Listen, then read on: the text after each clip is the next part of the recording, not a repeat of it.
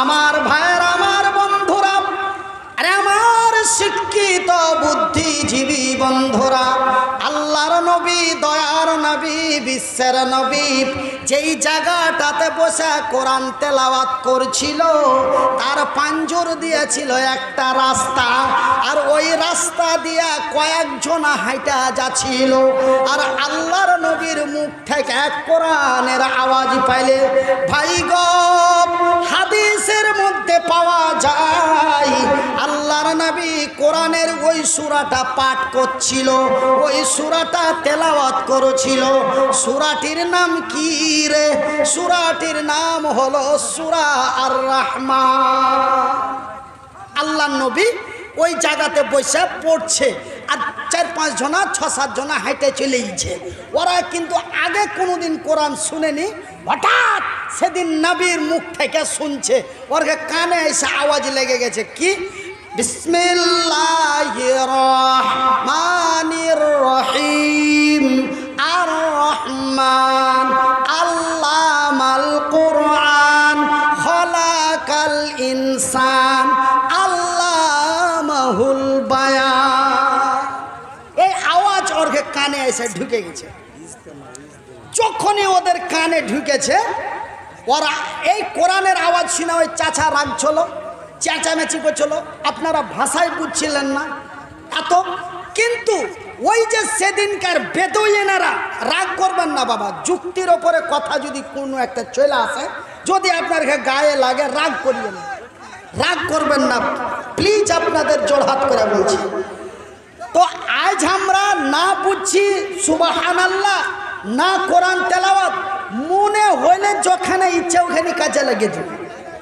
কিন্তু দেখলেন সেদিনকার ইতিহাসটা, যে আল্লাহর নবীর মুখ থেকে যখন কোরআনের আওয়াজ পাইলে ওরা আর হাঁটতে পারলে না, ওরা খাড়িয়ে গেল, থমকে দাঁড়িয়ে গেল, আর দাঁড়িয়ে যে শুনতে লাগলো। ওরা কোরআনটাকে শুনছে, আর একজনা আর একজনাকে কইছে, এটা কিসের আওয়াজ? এই আওয়াজের নাম কি? এই আওয়াজের বাড়ি কোথায়? এই আওয়াজ মানুষকে কি বুঝাইতে চায়? এই বলে তারা কোরআনকে শুনতে লাগলো আর কোরআনকে বুঝতে লাগলো।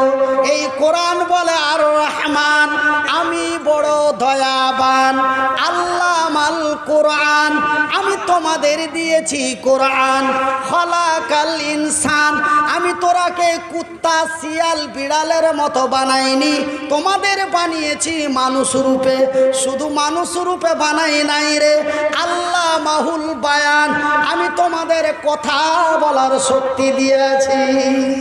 ভাইজান বন্ধু আমার, এই কথা যখন ওরা শুনে নিলে, এই কথা যখন ওরা বুঝে নিলে, ওরা আর ঠিক থাকতে পারলে না, সাথে সাথে বলে দিল আশহাদু। বলেন সবাই এক সুরে বলেন আশহাদু, বলেন আশহাদু আল্লাহ ইলাহা ইল্লাল্লাহু ওয়া আশহাদু আন্না মুহাম্মাদান আবদুহু ওয়া রাসূলুহু। এই কালেমা পড়ে তারা ঈমান আইনে মুসলমান হয়ে গেল। নারে তাকবীর। এগুলা ছিল না নাকি? এতবার এলান করছে, এতবার এলান করছে যে 80 টাকা করে দিন, 80 টাকা করে দিন, এগুলা ছিল না? ছিল তো, এরকম আওয়াজ কেন? কাল রাইতে দিয়েছি হাফ কিলো, সকালবেলাতে দিয়েছি মোটামুটি 150 গ্রাম। এখানে আইসে ফের একটু অন্য গালা দিয়ে দিয়েছে, কিছু কইতে পারলো না যে এগুলা আছে। জি ভাই, এগুলার আওয়াজ আলাদা, এগুলার পাওয়ার আলাদা।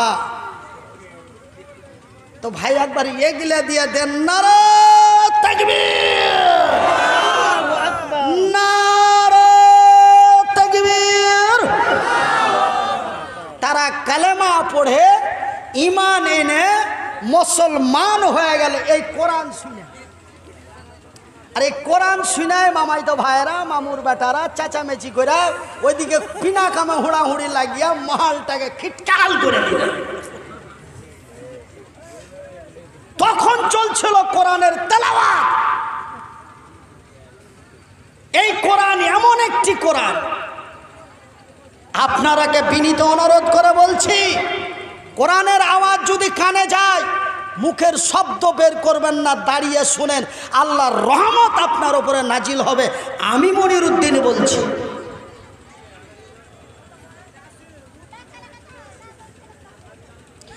আমার ভাইয়ের, আমার বন্ধুরা, এই কোরআন এমন একটি কিতাব, এই বই এমন একটি বই, এই কোরআন এমন একটি কোরআন ভাইজান, এই কোরআনে 1 2 করে 30টা পারা আছে, 1 2 করে 114টি সূরা আছে, 1 2 করে 6666টা আয়াত আছে। তার মধ্যে বাজান রে এই সূরাটির মধ্যে সর্বপ্রথম একটা সূরা আমার আল্লাহ এই দুনিয়ার মাটিতে তথা নবীর কাছে পৌঁছেছিল। সেই সূরাটির নাম কি গো? সূরাটির নাম হলো আলাক।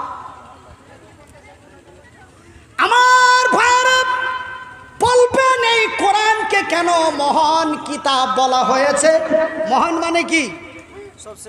সবসে বড়া, ऊंचा, आला, মহান। তো এই কিতাব তো মেলাই আছে, এর থেকে মোটা আছে, এর থেকে চওড়া আছে, এর থেকে পাতা বেশি আছে, কিন্তু এই কিতাবটাকেই কেন মহান বলা হয়েছে? তাওরাত ছিল, জুব্বুল ছিল, সবাইকে বাদ দিয়ে একেই কেন মহান কিতাব বলা হয়েছে? এই জন্য একে মহান কিতাব বলা হয়েছে যে ভাইয়ের আমার, বন্ধুরা আমার, এই কিতাবটাকে মহান এই জন্য বলা হয়েছে যে আল্লাহর আকাশের নিচে জমিনের উপরে, আল্লাহর আকাশের নিচে জমিনের উপরে একটা কিতাব কথা কহিতে পারেনি, কিন্তু এই কিতাব কথা কহিতে পারে। ইটা ফের কেমন কথা জি মৌলভী সাহেব? কাগজের বইয়ে ফের কথা কইবে মানে?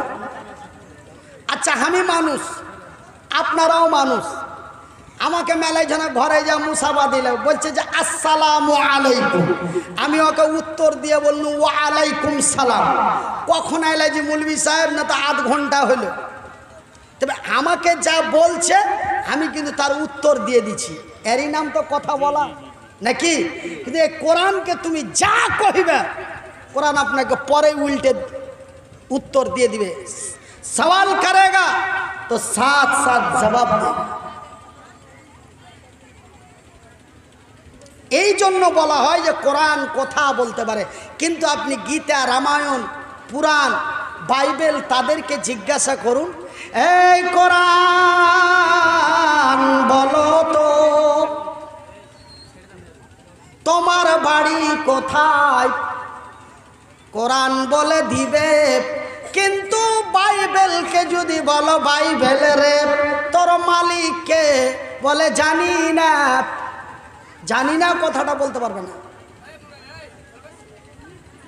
কোরআনকে, বাইবেলকে যদি বলেন বাইবেল তোর বাড়ি কুণ্ঠে, বাইবেল বলতে পারবে না, পুরাণ বলতে পারবে না, মহাভারত, গীতা বলতে পারবে না।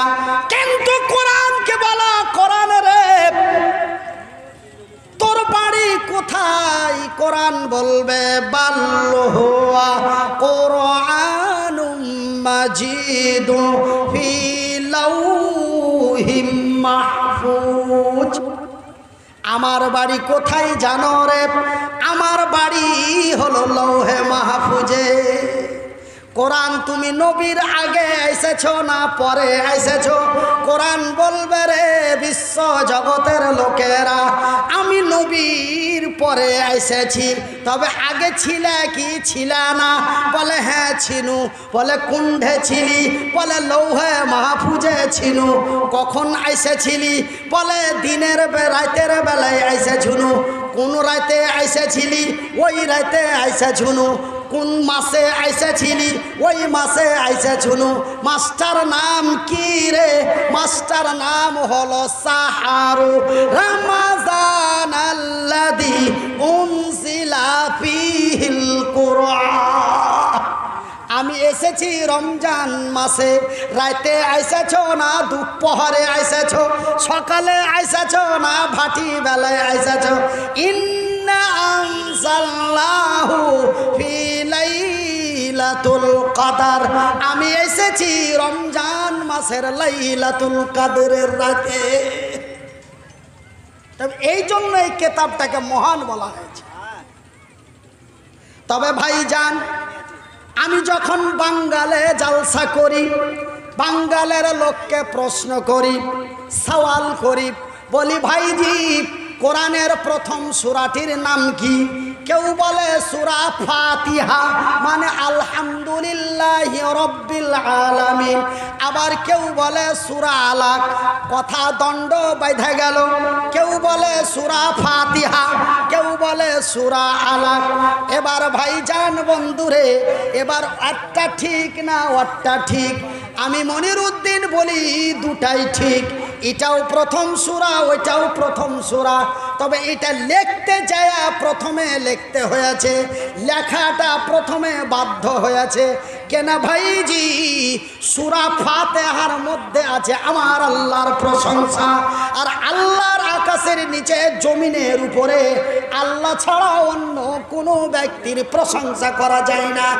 এই জন্য কোরআনটাকে এক জায়গায় পুটলি বাঁধতে যায় সূরা ফাতিহাটাকে প্রথমে লিখতে হয়েছে। এই জন্য আমরা চোখে দেখতে পাই সূরা ফাতিহা প্রথম, কিন্তু নাজিলের দিক দিয়া প্রথমে সূরা সর্বপ্রথম এই দুনিয়ার মাটিতে আল্লাহর জমিনে গারে হীরা এক পাহাড়ের গর্তের ভিতরে খালে, আমরা কই খাল, আমরা কি কই যে বলি সাহেব খাল, কিন্তু বাংলা ভাষায় হলো গর্ত। আর গার মানে আরবি ভাষায়, নবীর ভাষায়, আল্লাহর ভাষায় হলো গার। ভাইজান বন্ধুরে, ওই গারে সরে আল্লাহর নবী রমজান মাসের লাইলাতুল কদরের রাত্রে আল্লাহর সিজদায় পড়ে আল্লাহর রহমতের দরবারে আকুলি বিকুলি করে মাবুদের দরবারে প্রার্থনা কামনা করেছিলেন। ওই মুহূর্তে জিবরাইল এসে গেল। আর জিবরাইল এসে নবীকে বললেন, ওগো নবী বলো বিসমিল্লাহির রহমানির রহিম ইকরা বিসমি রাব্বিকাল্লাযী খালাক খালাকাল ইনসানা মিন আলাক। ওগো নবী পড়ো। প্রথমেই আল্লাহ পড়তে কইছে। 6666টা আয়াতের মধ্যে প্রথম আয়াতটা দুনিয়াতে এলো পড়ো। বাংলা ভাষায় হলো পড়ো, আপনার ভাষায় হলো পাঢ়ো। একটু একটু টেढ़ा বাগা, পড়ো আর পাঢ়ো। তোমার আল্লাহর নামে পড়ো। আমার নবী বলেন, জানি না পড়িতে, ফুরকানে হামিদ নাজিল হলো জিবরিল দ্বারাতে। কোরআনের কয়েকটা নাম আছে, তার মধ্যে একটা নাম হলো ফুরকান। ওই ভ্যানেরা তো ছিলেন নবী গারে হিরাতে।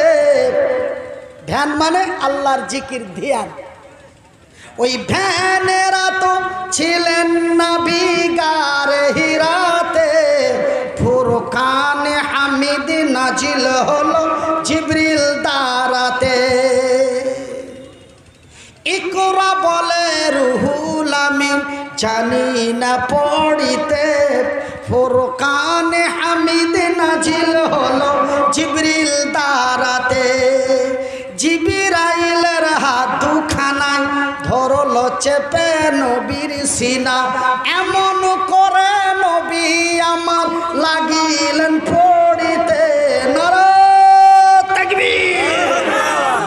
এমন করে নবী আমার লাগিলেন পড়িতে। ফুরকান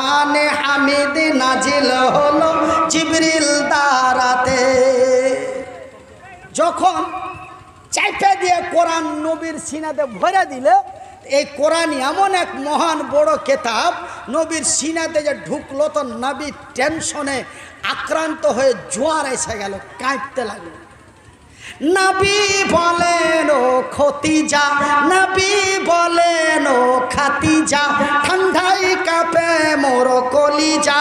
নবী বলেন ও খাতিজা, ঠান্ডাই কাঁপে মোর কলিজা। মোর মানে আমার।